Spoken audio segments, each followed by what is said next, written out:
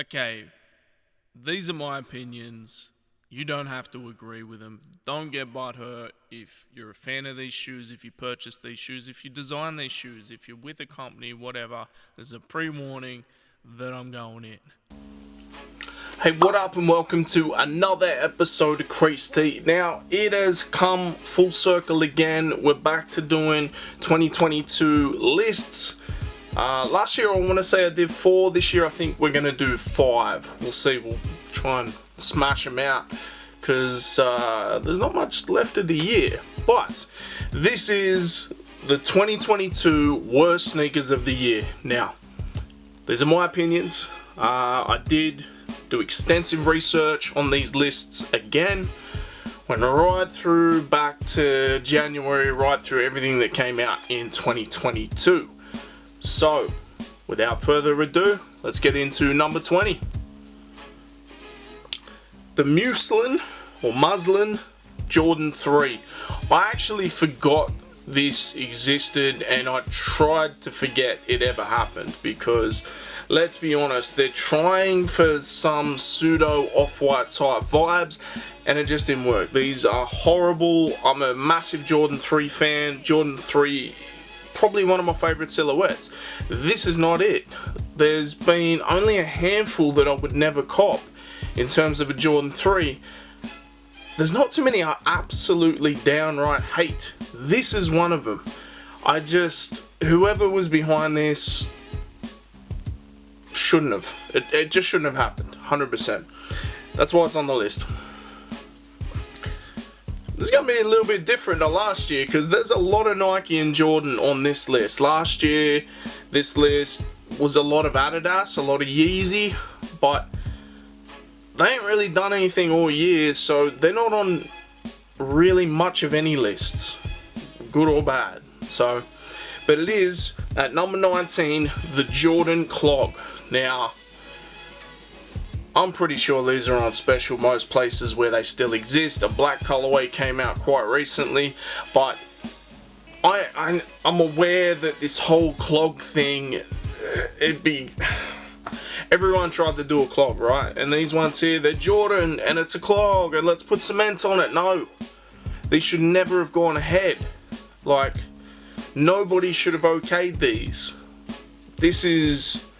You're never going to see someone walking down the street in these, 100%. Like, if you've got the option of all these different brands for a clog, you know which one I'm picking? None of them. Fucking none of them. At number 18, it's the Union Cortez. Now, this might be one of the first Union collabs that just sat. Like, not only were they in store for a long time, especially the yellow and pink joints, but I'm pretty sure you get them on Sneaker Dunk right now for well under retail. These are a big swing and a miss. The blue ones are a little bit better, don't get me wrong, but we're still talking, dog shit and human shit, right?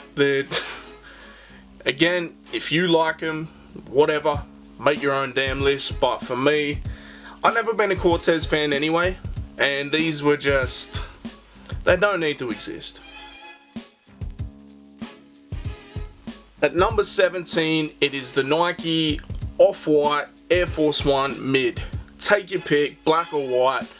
They both have these ridiculous spikes for no reason. I mean, look, I can deal with the warped sole, where the air bubble, it's got like that squiggly bit. That's fine, I can deal with that. I can even deal with the zip tie and all that type of shit. But what's with the spikes? Are we making cricket shoes? Like, yeah, look, without the spikes, I don't think they make any list, right? They're not going to be overrated, they're not going to be best, they're not going to be worst, they're kind of going to be mid. So they needed something to stand out. But these literally came in a box that looked like bricks. You know why? Because they are a brick. I'm pretty sure right now I can get a pair for under retail. But I would never do that, not on your damn life. These are horrible.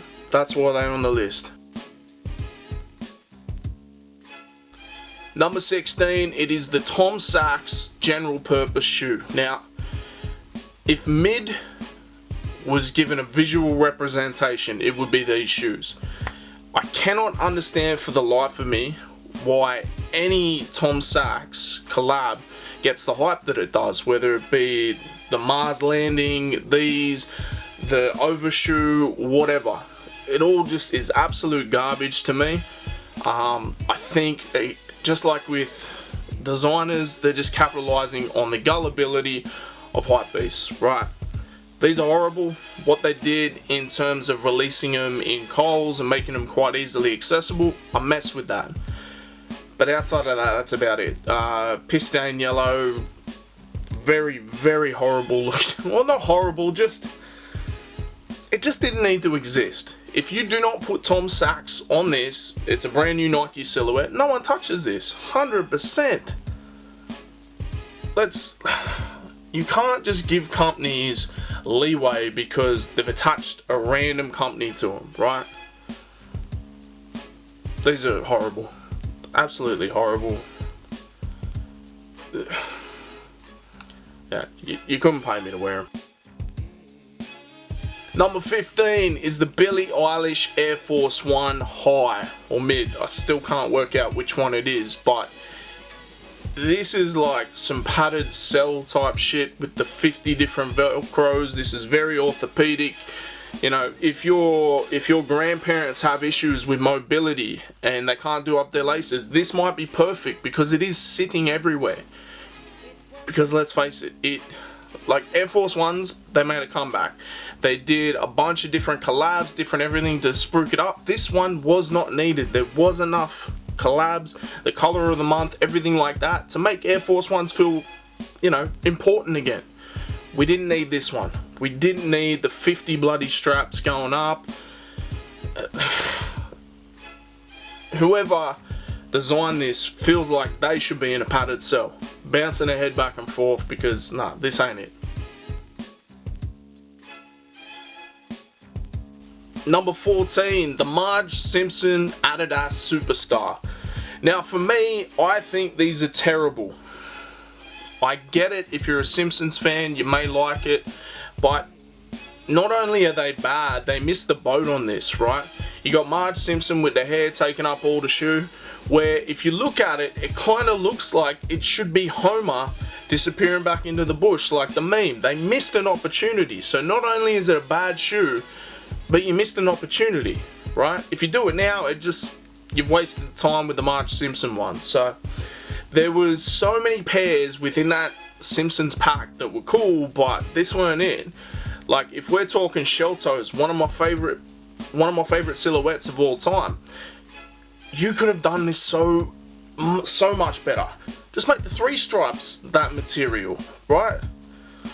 I don't know. Terrible. They missed the boat. Adidas. Look, you're making some lists. It's not good, but we're here.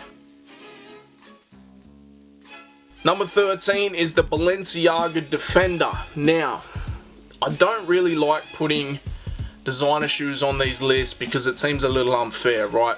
But when you make a shoe that seems like half of a tire, I feel like you deserve it, right?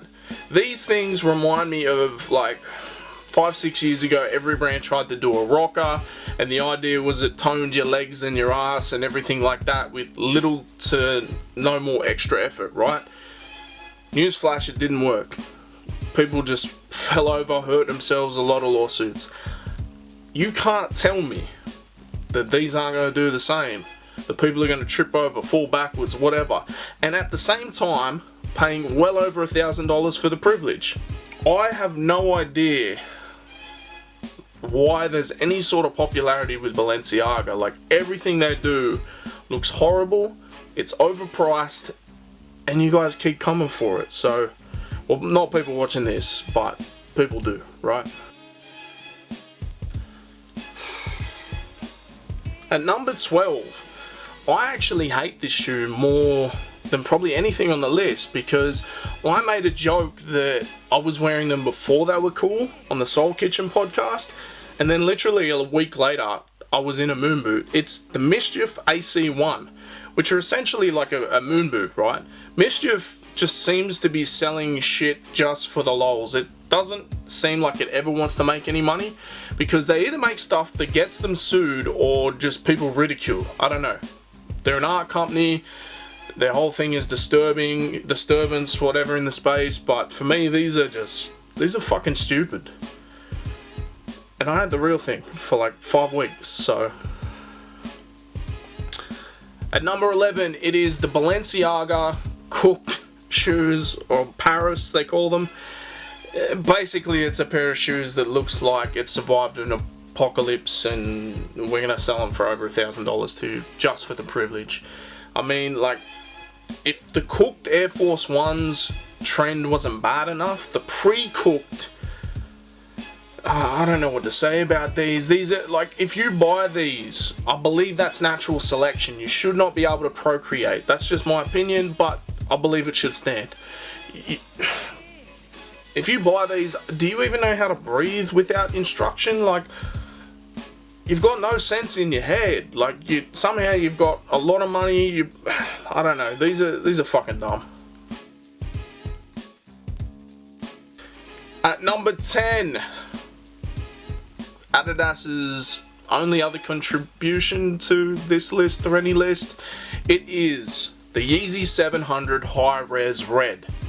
Now, there was a High Res Blue. It was horrible, but not as bad as this. And to be honest, Adidas went from really bad last year, dominating this list, to not really existing at all. So it is what it is. But this is a steaming hot pile of shit. Like, you cannot tell me any different.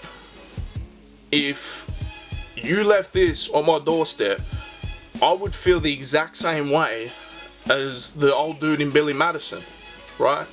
Lighting the poop on fire. I would feel more disrespected if you left this shoe on my doorstep. It's horrible.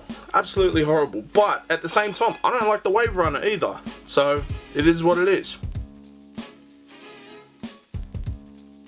At number 9, it is the Sacai Cortez. I've never been a fan of anything Sacai, the whole double tongue, double sole, all this type of stuff. It just seems wasteful. They don't look good to me. I'm not a hype beast. And this being a Cortez, not really a silhouette that I'm too fond of as it is. Throw in the ridiculous contributions of Sacai, it's on the list. There's not much more I need to say about this. I think it's terrible.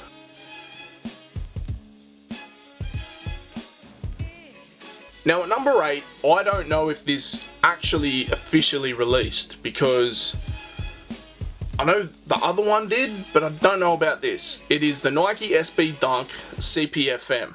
I don't even know how they're calling this a dunk. It looks nothing like a dunk. It just looks like these are your Moen shoes. They've accumulated over the years, taken their own shape, and like, I don't know. But for me, these are absolutely horrible. They could have been number 1, but there's just so much more to come. But again, like, we look at people sitting in a room, people that are meant to be smarter than any of us, coming up with these designs, going towards brands and doing this type of thing. How do you sign off on this? Maybe they didn't, because I don't think it officially came out, right? Pairs are circulated, everything like that. Up until a couple months ago, I could have bought some from a dude in Memphis, but I ain't doing that, because them things are horrible. Now, don't get me wrong, the CPFM Dunk with the Swarovskis, that's kind of a cool thing, but again, you know, it's a little bit gaudy, a little bit too ridiculous. You're not just going to wear them out. From what I've heard, the Diamantes or the Swarovskis just fall off. So, you know, it is what it is, but at least that looked like a dunk. I don't know what the fuck this looks like, but they did 2 in this silhouette, so who knows where we're going from here. Now again, in one that I'm not sure if it's releasing this year. I've heard that it's releasing this year, that's why I've added it to the list, but it's the Jordan 1 High Enter the Spider-Verse 2, I guess, because the other one was the original. This is meant to be, you know, I don't know what the fuck this is meant to be, because initially we got those images where it was like black and red and had the spider web through it, and to me it just looked like a mid colorway. Not like mid as in mid, but mid as in like something I've literally seen on a pair of mids, and I was not for it. Even though everyone told me, nah, when it comes out you're gonna like it, or the official images will come out. Well, the official images are worse somehow. It looks like you took a Jordan 1 Chicago and the printer ink run out. Like you're using a bubble jet printer to print the color and it ran out. Like, it is getting absolutely roasted on the internet. So I'm hoping this shoe never comes out, but that's never stopped anyone before, right? At number 6, I almost forgot about this shoe. I tried to get it completely out of my brain because it is the Nike Martin Rose Nike Shox R4. This kind of looked like it had the front end of like a high-end dance shoe from the 1920s, and then we put Shox on the back, and it like the way it goes up is like a heel. That shit does not look comfortable, bro. Like, I gotta say it, I miss the Shox. I never had a pair myself, but I just miss seeing them on shelves and everything. But this is not it. This is... You're doing too much, right? You're doing this for the sake of, like, getting attention.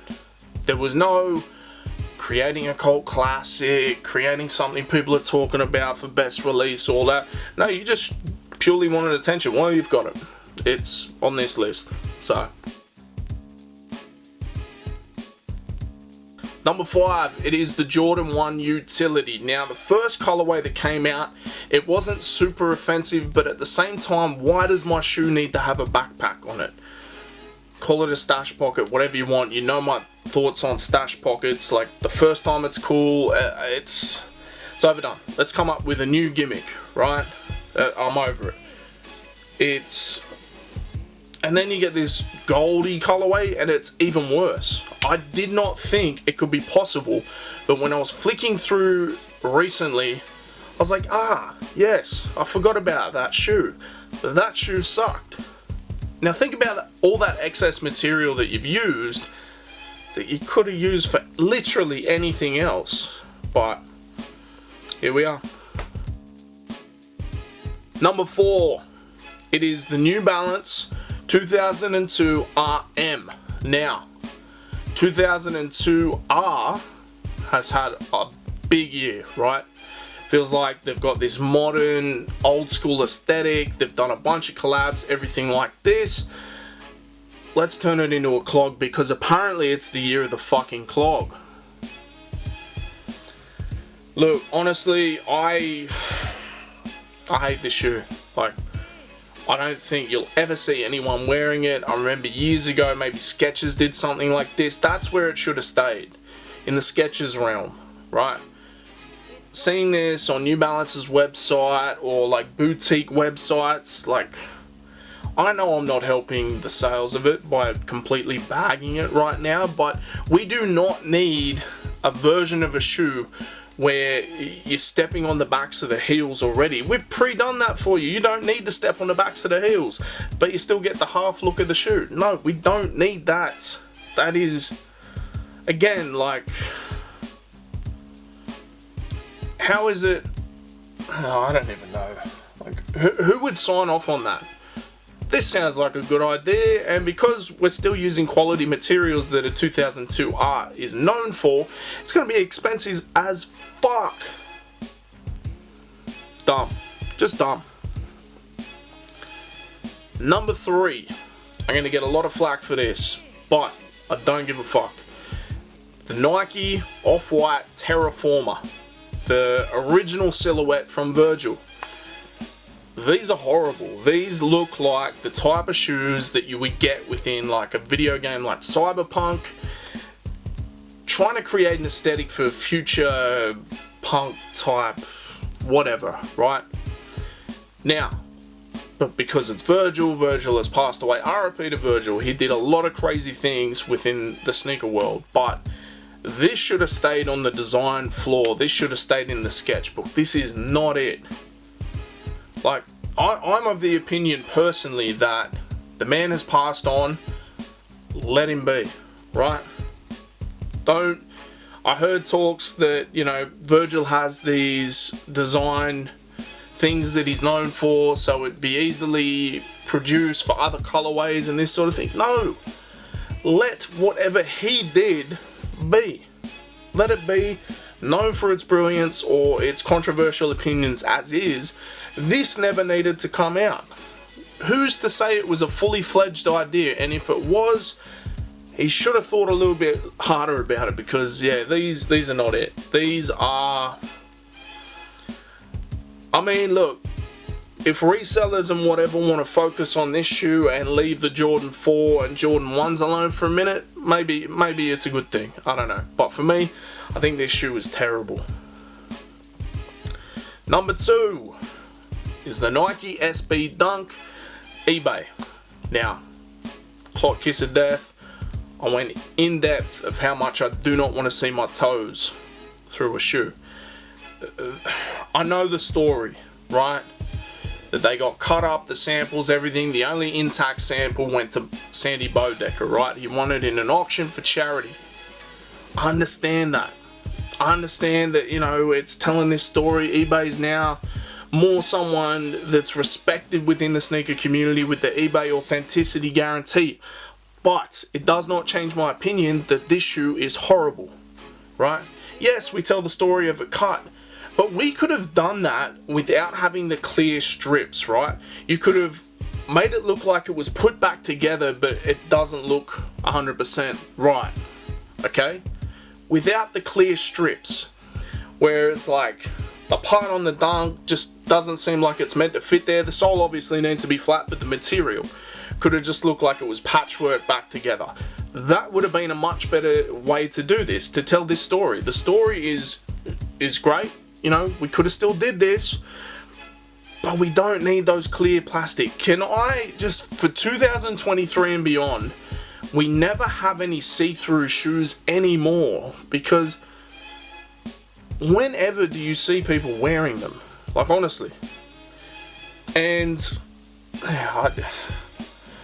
I think the way they're doing it for the friends and family version, it comes in a box you can actually skate. That's pretty cool, right? Because Sandy Bodecker was obviously known as part of the SB team, did a lot of work there, right? On the insoles, it's got, you know, it's a tribute to him because he passed away, everything like this. Fantastic. It's the plastic that does my head in. You could have done this any other way, but that's why it's number 2.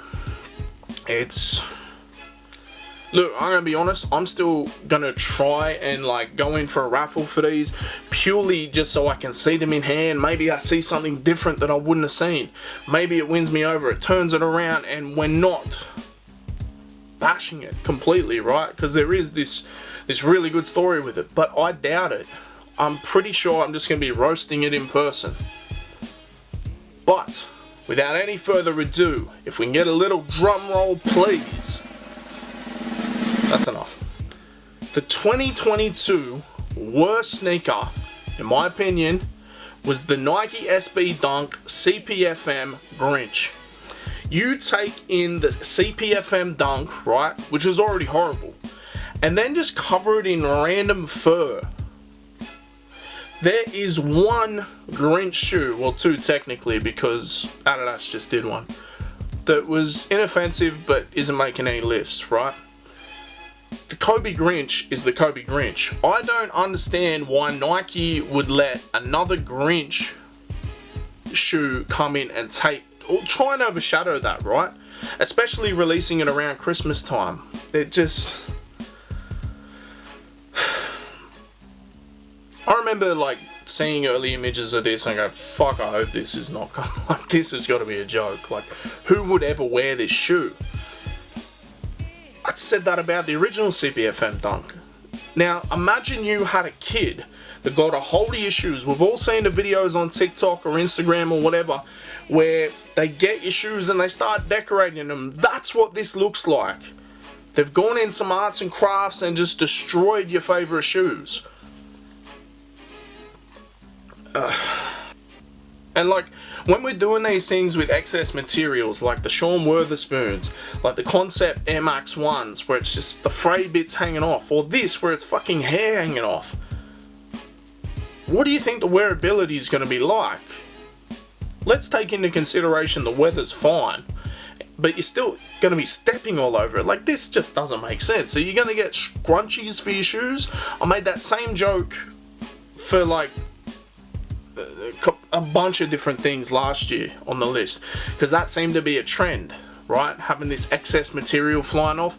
But seriously, do you need to carry headbands for your shoes so you don't do it? People put on like, what are them, clear soles that they use, you know, crease protectors, everything like that. Is that what you're gonna do here? I don't know. I don't want to know. I don't ever want to see this thing in person. I don't think I will. You'll never see anyone skate it. You'll never see anyone in the street with it. It's a horrible shoe, and that's why it's #1 for this year. But hey, these are my opinions. I got a little fired up because I personally, we got 20 pairs right here. Actually, I missed like 2 pairs, so I'm gonna sneak them in. But I feel like I can design a pair of shoes better than every single pair on here. I feel like I could design 20 pairs, right?